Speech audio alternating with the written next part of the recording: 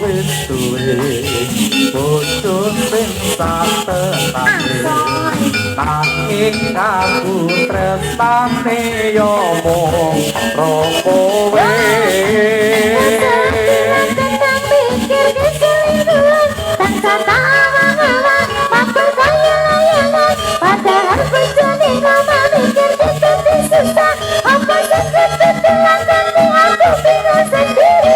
panjang tak akoni tresnaku setengah mati tapi aku rawani ngingkari janji suci mungkin kowe utuh jodohku tapi aku sayang padamu jujur seko jero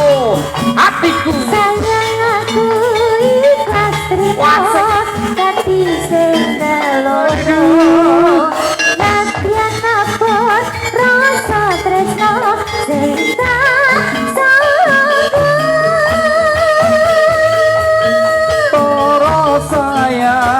aku yo wis berjuang dadeke ngimpi tenanan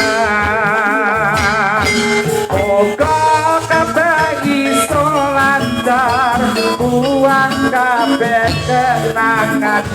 ikhlas lan sabar sayang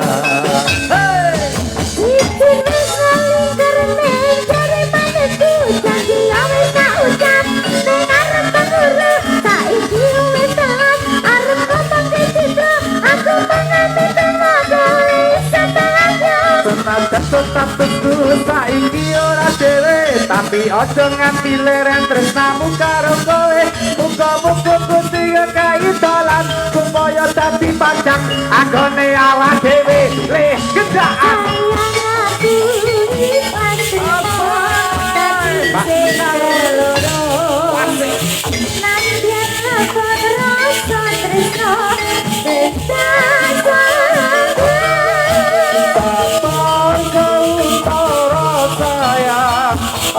aku ya wis berjuang dadeke ngimpi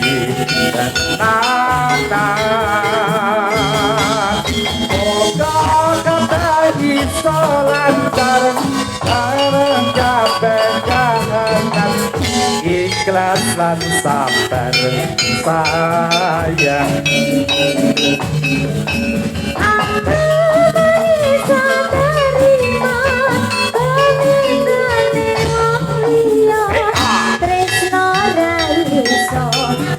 Paksana sayang kowe tekan salawase aku beryawa terima kasih Mbak Hedi Rono Hedi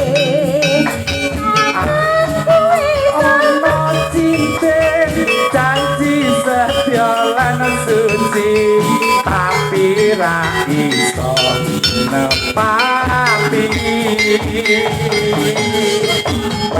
pancen tak tresnani biyen tekan saiki tapi ra iso dadi siji tapi ra iso dadi campur raiso tadi sisi ya dia dilanjut paling mas